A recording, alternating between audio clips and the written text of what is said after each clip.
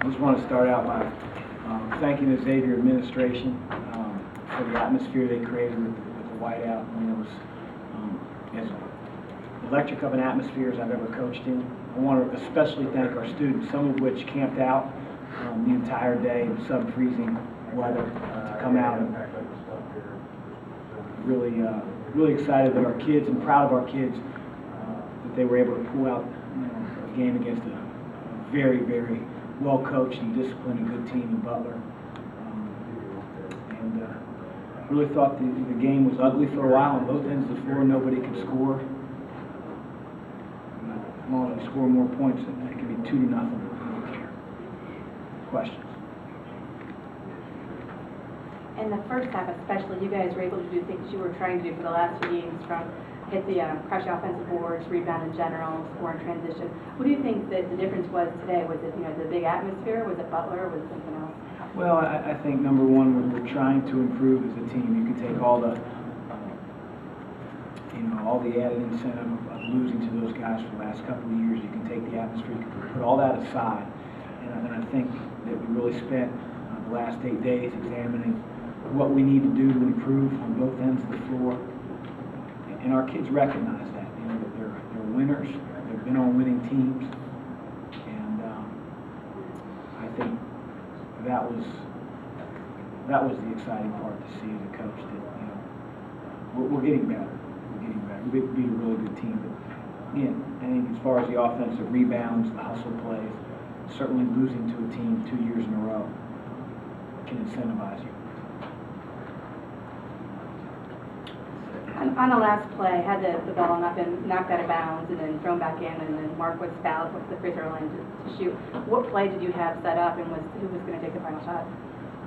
Well, we had a couple options on that last play. It was a screen-to-screener play. I think Butler started to get a little bit of a beat on what we were trying to do offensively underneath out-of-bounds plays. This year, they've gone to a different strategy defending underneath out-of-bounds plays. They put their four-man right on top of the ball, no matter who takes the ball out, even though they're a man-to-man team.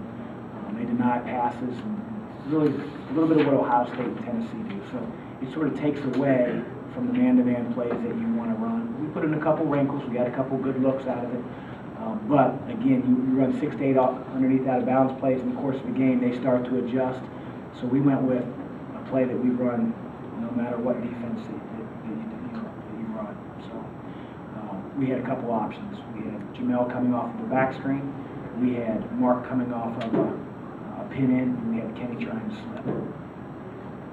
slip. Lions had a tough night shooting the ball, but he played 37 minutes, but he played pretty well defensively. Some shots that looked like they were down, just didn't drop. Talk about the presence of mind, whatever it is that allows a guy to overcome that and kind of focus in on just making those 2 free throws at the end. Well, speaking for Mark, because different kids, obviously respond differently, Paul, but I would say that he's a very confident kid. And I think the fact that he made 2 crucial free throws against Wofford probably boosted his confidence. To go up there knowing that if you miss the first one, you don't get the opportunity at the second one. I was hopeful that we were in the double bonus, but it wasn't to be. Just happy for him because he stuck with it. I'm sure he was battling those shooting demons, but stepped up to the line and made them both. Do you think that this team is starting to develop personality, and is that personality that there are no stars, a lot of complimentary guys that you're going to have to kind of grind out a lot of games like this year? Well, I hope they realize that we can be a very successful team, but we're going to be different from maybe last year's team, and as Butler will, as a lot of teams will around the country.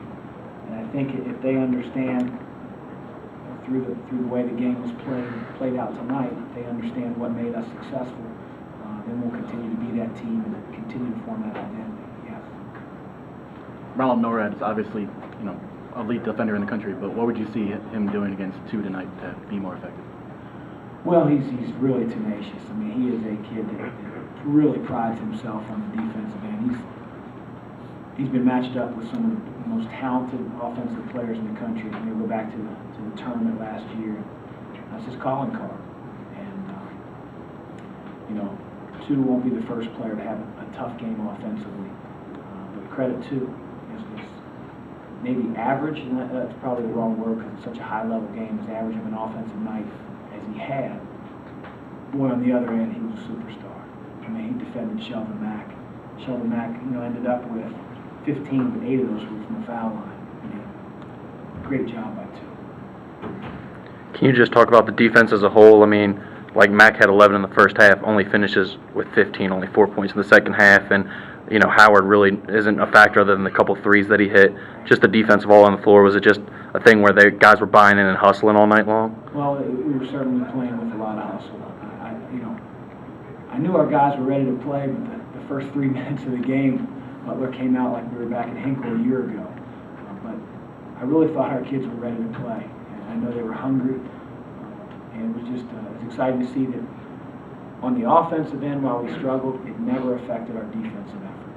And, when you score 19 points in a half and we're still able to win the game, it tells me a lot about our kids. It's kind of a you extended your lineup a little bit in the first half. Got Kevin Feeney 2 minutes. Why'd you do that? Well, right now we have 4 perimeter players, true perimeter players, for 3 spots. And, Kevin's not going to come in and become a 3-point shooter or anything spectacular on offense, but he is a very athletic kid. He understands how we defend. And we felt like Jay goes in there and gives the guy a blow, and Jay comes back out. We can sub Kevin Feeney in there and get a guy another blow. And now we have 5 perimeter players between 3 positions because, let's face it, Jeff Robinson and Andrew Taylor, who played well tonight in spurts, those guys aren't 3 yet, and that's why we made that change.